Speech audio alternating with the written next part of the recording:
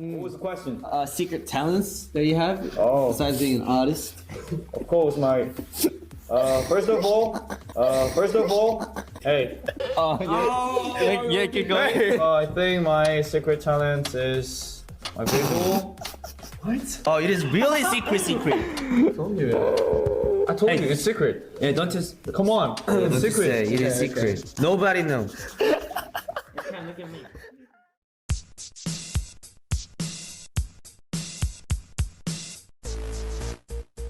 Yeah, we in the booth now, getting loose. You know we do this 2 times 10. So this blow up, burn it up. And then we on my neck, baby. What you want? Do you want a sex bit? Cardi on my wrist, baby. What you want? Do you want a rip bit? I'm lying. I ain't got no shame. I ain't got no rain. Hey there, I'm back with another How I Met My Life podcast of the Stay Astray edition. Stay Astray is dedicated to my current obsession with K-pop and primarily Stray Kids. And yes, I'm obsessed as evidenced by the amount of YouTube I'm still consuming and the random trivia I keep dropping on my husband because I have nobody else to talk to about this. But you guys are here with me and maybe I'll get to talk to one of you one day.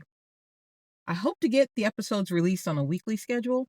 When I recorded my first episode, I legit thought that I would just upload the audio to a podcast hosting service and be done. But between work and general daily life, it has taken me almost a month to record, edit, and upload 2 episodes. I greatly underestimated how much work it actually is. What held me up was trying to understand the free editing software that was available. I tried 4 different free programs because 3 of the 4 were not remotely intuitive. My major was computer programming. I have 2 certificates and 2 different coding languages. It should not have been the struggle that it was.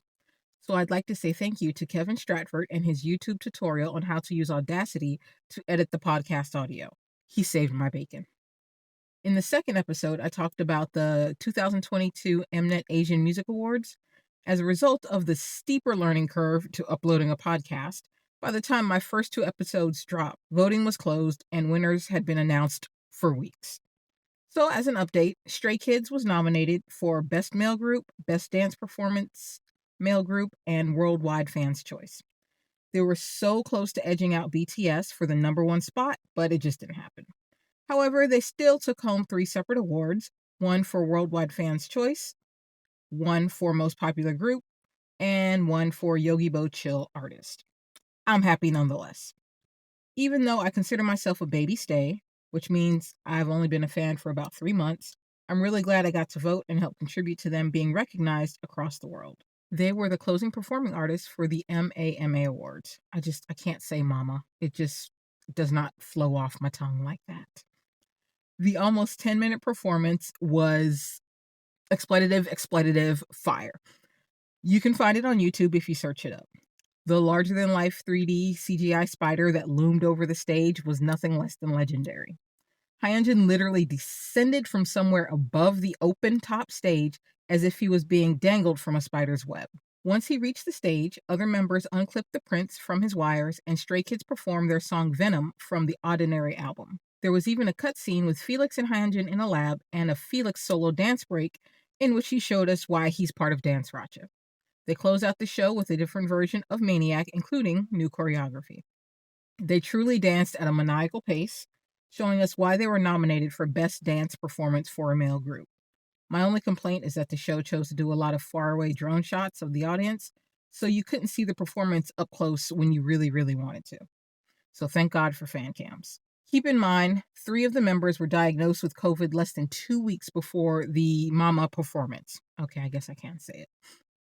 The affected members quarantined as required, but any illness can have lasting effects that affect your ability to perform daily activities, much less still do group appearances, meet and greets, and rehearse for a major performance in which you are nominated for several awards. Us stays know that Hanjin and Ayan were greatly affected by their energetic performances. As I mentioned a bit ago, I'm a relatively new fan of Stray Kids. Every time I think I know when I became a fan, I come across information that completely says otherwise, which is one of the reasons why my podcast is titled How I Met My Life. According to my YouTube history, I first streamed Stray Kids Maniac on July 9th, 2022. I watched 4 more videos between then and early August. It wasn't until their Wired autocomplete interview in October of this year that I began watching them daily on YouTube. That interview was my first time seeing them interact with one another, as well as learn more information about them. I will say I had a lot of preconceived ideas about what I thought they would be like during an interview, but while watching them, I got to see a little of what their personalities were like. I will be honest, at the time, the only one I could name for sure on sight was Hyunjin. Sadly, it took a lot more videos, multiple Google image searches, and much time in the YouTube comments trying to learn who was who. I'd say that it took me about until the end of November in which I could confidently name and identify each Stray kid. Which, on a side note, today I was watching a video and I'm like, oh, that's Hyunjin. No, it was Sungmin. Anyway, throughout that time, I was also learning about K-pop in general. There were a lot of terms that I was coming across that I didn't understand. So today's pod will go into some of the major terms and phrases associated with K-pop. I'll put a link to the websites that I used to get the information. Although I did use multiple websites, Reddit, Quora, random news articles, trying to understand what all these terms mean and then be able to convey that to you through this podcast. So I'll probably split this into 2 or more episodes because there are so many different terms and I'm not even covering all of them. Any examples I provide will be geared towards Stray Kids because they are who I watch the most. All right, let's get into it. The first set of terms I'm going to cover pertain to the core function of a group, duo, or solo artist. Before you ever make it to the variety shows, release an album, or sell at a stadium, you generally start as a trainee. You usually audition, and once accepted, you sign with an entertainment agency. If you are a lucky trainee, it will be with one of the big 3, JYP Entertainment, SM Entertainment, or YG Entertainment. For the next few years, as a trainee, you'll spend your time with lessons improving and perfecting your vocal, dance, and language skills. You must be fluent in Korean in order to be a trainee. You'll also learn English, Japanese, and perhaps Chinese. The trainee process is usually 2 to 3 years, but can go on longer than that. It's basically like being in college because you live in a dorm with other trainees. Bangchan has said he was a JYP trainee for more than 7 years before debuting with Stray Kids. The groups are created from trainees within the agency. On a side note, check out Felix and Bangchan's visit to Eric Nam's Daebak show. I implore you to watch all of it, but the 11-minute, 30-second mark is where the magic happens. K-pop trainees become idols once they have debuted in a K-pop group or as a solo artist. Many K-pop groups have an official or generally recognized person as their leader of the group. This person is responsible for guiding the team and making decisions that are best for the group. Bangchan is the leader of Stray Kids. He'll take the reins and guide the members through interviews and other media appearances. Members will often defer to this person's leadership. Most of the time, the leader is the oldest of the group. However, BTS's RM is a notable exception in that he is in the middle of age ranges for his group. Blackpink doesn't have an official leader. As I mentioned in a previous episode, most K-pop groups have smaller groups within the team that perform specific duties. This is called a subunit. Stray Kids has specific names for their subunits. 3 Racha is the writing, composing, and production team of Bangchan, Changbin, and Han. 3 Racha is credited on almost all of the Stray Kids songs. Dance Racha is the choreography team of Lino, Hyunjin, and Felix. For BTS, the rapper subunit has RM, Suga, and J-Hope, while their vocal subunit has Jungkook, Jimin, Jin, and V. The term visual is almost self-explanatory. The members of a group that are known to be the most handsome, beautiful, and generally appealing are called the visuals. For Blackpink, it's Jisoo. For 17, it's Mingyu. For NCT, it's Taeyong. In Stray Kids, Hyunjin is known for his visuals. However, he is often photographed for the media along with Felix, who also possesses very striking visuals. Hopefully, we all know that beauty is in the eye of the beholder and very subjective. If you want to at me to disagree about who I named as a visual, that's perfectly fine.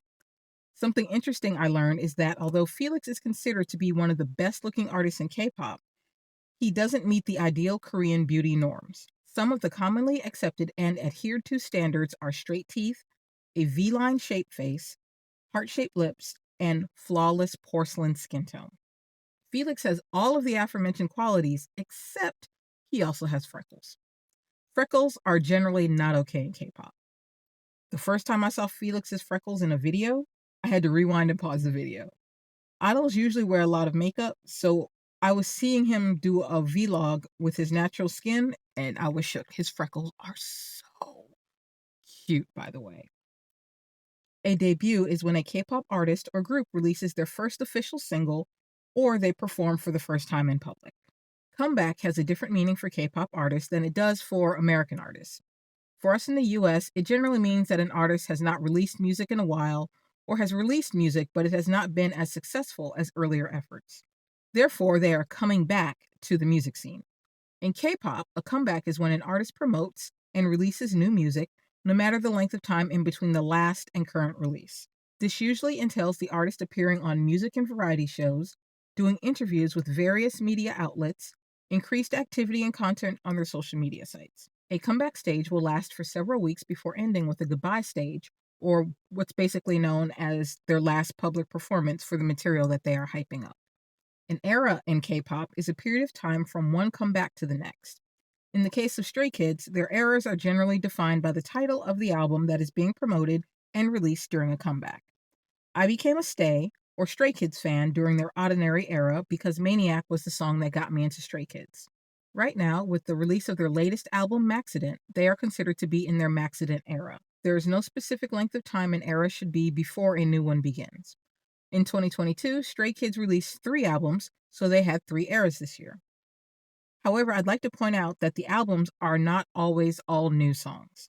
There may be a few new tracks, and then the other songs may be versions that are just in different languages. For example, Ordinary, which was released in March 2022, contained all new songs, but Circus, released in June 2022, contained 3 new songs, I think, and Japanese versions of 3 previous released songs. Next up on the K-pop terminology list is fan cam. When watching Stray Kids videos on YouTube, I came across videos in which the camera would focus strictly on one member of the group throughout the entire performance. This was odd to me, but also pretty damn good. Because let's face it, sometimes we have favorites and we want to see them the most, and for some people, you only want to see your favorites. This is the purpose of fan cams. A performance is often filmed with multiple cameras, but in K-pop, there are cameras whose only job is to follow and record one member's every move. I started watching only Hyunjin fan cams, but I basically stan the whole group, so at some point I'm pretty sure I will have watched all of their fan cams. Aegyo is something an idol does to act cute. Usually this means speaking in a higher, childlike voice, engaging in baby talk, or poking their fingers in their cheeks and kind of twisting them around. The artist will sometimes express a reluctance to engage in Aegyo, but end up doing it for the fan service. Sometimes it will also be seen as a punishment for losing a game during a variety show or other competition. The finger heart is something you may have seen before and not even realized it. It's a major part of not only K-pop, but Korean culture in general. A finger heart is formed by crossing your index finger and thumb so it looks like a small heart. I can see some of you trying it out for the first time, and some of you doing it out of habit as soon as I said finger hearts. I'm still trying to get the hang of it myself. Next, I'll cover some terms that pertain to K-pop fandom. A multi is someone that is a fan of multiple K-pop groups. To show their allegiance to those groups, multis will create a portmanteau of the group's names they stan the most. I previously mentioned that I thought of myself as Stay Army for my love of Stray Kids and the growing number of BTS songs on my Spotify K-pop list. However, I'm really digging Lee Min-hyuk right now, who is also known as Huta, and the various iterations of NCT. One of my favorite songs to put on repeat right now is Love Talk by Wavy. I can hear it calling from where you are, loving the way you wanna talk. Touch me, tease me, fill me up. Touch me, tease me, fill me up. Call me when it's after dark. Something in the way you wanna talk. Touch me, tease me, fill me up. Touch me, tease me, fill me up. Ooh, tell me, baby. Once I do it, that song is in my head all day, even though it is several years old. It is a really beautiful and lovely song. On a side note, I was listening to it and I was like, wait, why am I understanding all the words? Oh my God, have I learned Korean because I've listened to so much K-pop and watched so many K-dramas? No. I didn't realize I had been playing Love Talk, the English version, and then when the Korean version came on, I was listening to it and for some reason I thought I could understand it. Yes, I am losing my marbles. Anti is a term that sadly should never have to be used in this context, but let's face it. Some humans are just terrible at being decent individuals. Antis are people that have nothing better to do than spend their time attacking an idol they don't like for the most insipid reasons. They engage in trolling, spreading rumors, or even going as far as to physically injure someone. Here's a PSA. If you or someone you know is an anti, please seek professional help. This is no way to live your life. But there are many positive aspects to the fandom, such as clearing the searches. This is when fans join together on social media in an effort to take negative phrases and keywords associated with an idol or group and replace them with positive ones. There is sometimes a bit of deception in that K-pop fans will create fun, spreadable, but generally harmless lies as a way of clearing the searches. As an entirely made-up example, if you search for a K-pop artist on Twitter and the trending tags for them are plagiarism, ugly, or untalented, fans will type the artist's name and positive words or phrases such as talented, very beautiful, or hair color change to get those words or phrases associated with the artist's name and help remove the negative ones. Now we get to soft and hard stans. This can be a touchy topic, as I've discovered as a budding K-pop fan. A lot of fans in the comment sections don't like when another commenter mentions the appearance or actions of an idol in a sexual way. They can feel this takes away from the music and the hard work the idol puts in and simply reduces them to what they look like. For the most part, these people are soft stans. They like the music, and when it comes to appearance and actions, they prefer cute, innocent-like behavior and when the artists do Aegyo. A hard stan is someone that enjoys the music, but they also like the more hard-hitting choreography and when an idol sings suggestive lyrics or performs subtle and or overt sexual dance moves. In the case of Stray Kids, there are a wealth of videos of the various members pulling up their shirts to reveal well-defined abs. It kills me to watch someone thrust or rotate their pelvis in a suggestive way and the fans collectively lose their shit, screaming their heads off like Americans being scandalized by Elvis in the 50s. But keep in mind, there is no hard and fast rule about what type of fan you have to be. Stick with me during the episodes of this podcast, and you'll have no trouble figuring out whether I'm a hard or a soft stan. Now we get to one of my favorite parts of being a K-pop fan. Bias and ships. A person's bias is their favorite idol in a K-pop group. Each fan has their own criteria for why someone is their bias. It could be their singing or dance talent, their visuals, their personality, fashion sense, pretty much anything. Hyunjin was my bias initially due to his visuals, but soon his dance, rapping, singing skills, and overall personality made the whole package complete. A bias wrecker is someone that is part of the same group or a different K-pop artist that has a tendency to gain your attention and potentially bump your bias out of the number one spot in your heart through their performance skills, personality, visuals, or any other criteria you choose. Felix became my bias wrecker. And then Chan. And then Han. And kind of lately, it's been Lino. And now I'm just all confused. So if my life depended on confidently stating my bias, I'd say it's Hyunjin. But for the love of God, don't make me play Bang, Marry, Kill with any of them. This is a perfect opportunity to mention OT8, which is an acronym for 1 True 8. But the number can be changed as it pertains to the number of members in a group, such as OT3, OT7, what have you. Usually, this means you have no bias within the group and stand them all equally. It can also be a reference to groups that lost a member at some point, either temporarily or permanently, but the group wants fans to know what they consider to be the official number of members in the group. Stray Kids originally had 9 members. I haven't talked about this before because I'm not sure how I want to address it. Kim Woo-jin debuted as an original member of Stray Kids in 2017, but left the group 2 years later for, quote, personal reasons, unquote. I haven't gotten into it on this podcast because I honestly don't feel like doing research. I've done some light research, and I don't want to talk about it until I've done as much research as possible because I don't want to communicate bad or incorrect information. Woojin is a very contentious topic within Stray Kids fans, but I'm sure I'll get to it at some point. Okay, the last term of this episode is me trying to explain ships. Explaining ships to my 2 friends was a hilarious ride. Ships are not solely the domain of K-pop. I've been aware of them for a long time because the entertainment industry as a whole has been a major interest in my life since I was a kid. The simplest explanation of shipping is when you are invested, usually in an emotional way, in the romantic or sexual relationship of two or more people. It's 2022, so that's why I didn't use the term couple, signifying only two individuals in a relationship. You can take that for what you will. The people or characters that someone ships can be real or fictional. For example, many people are interested in Taylor Swift's love life, so they may have shipped her relationship with Calvin Harris, Tom Hiddleston, or Taylor Lautner. Hiddleswift was the name for Taylor and Tom. You might remember the term Bennifer for either iteration of Ben Affleck and Jennifer Garner, or Ben Affleck and Jennifer Lopez, or Bennifer 2.0, Ben Affleck and Jennifer Lopez, as they've recently gotten married. Kim Ye is another one. On a side note, I did not have to look up any of those names. They are already in my brain. There are people who ship a romantic pairing of Stucky, Steve Rogers and Bucky Barnes, who are Captain America and the Winter Soldier, respectively.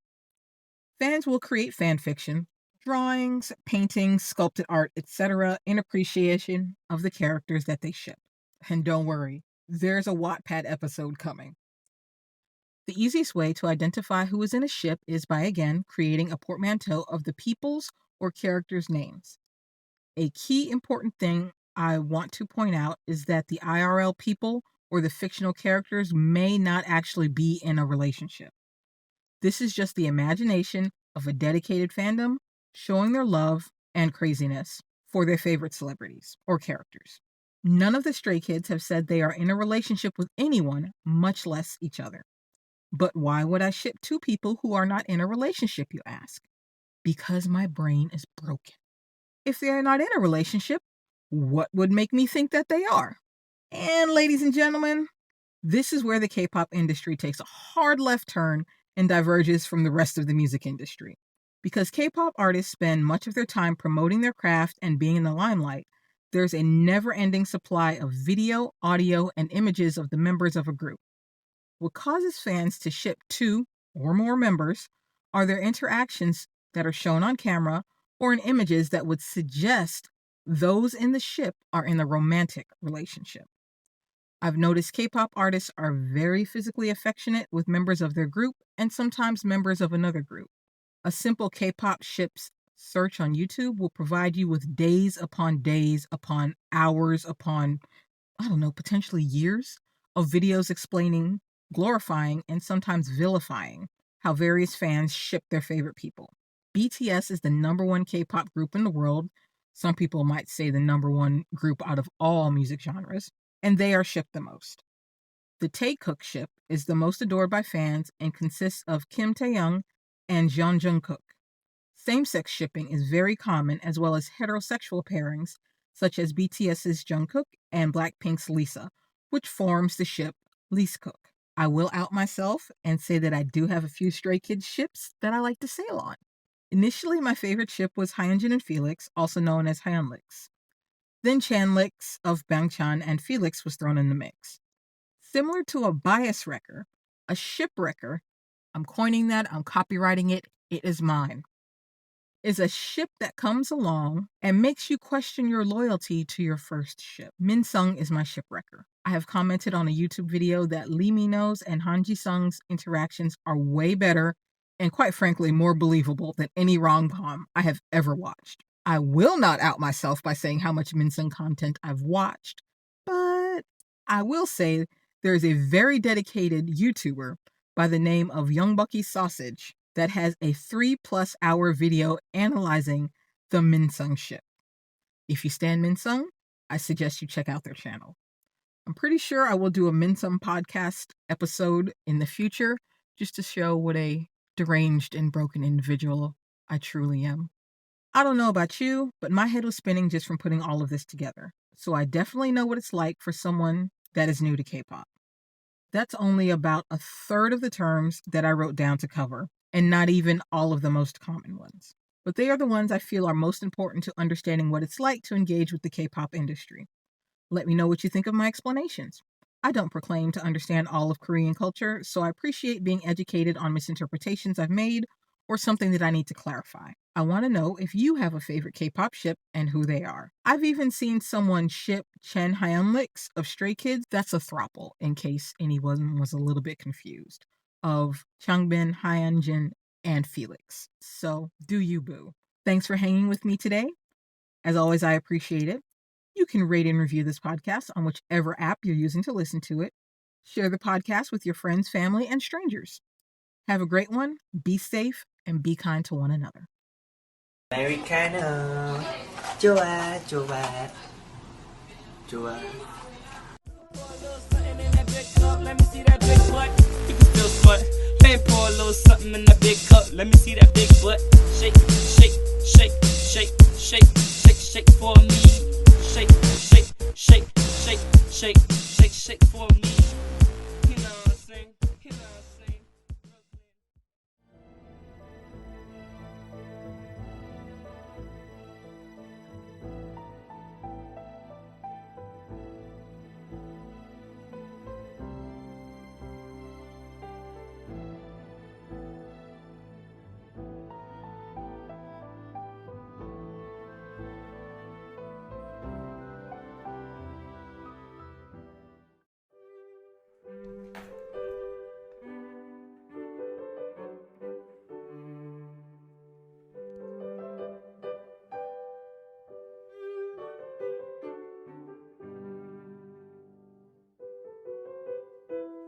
Grapes are good. Thought you'd like them.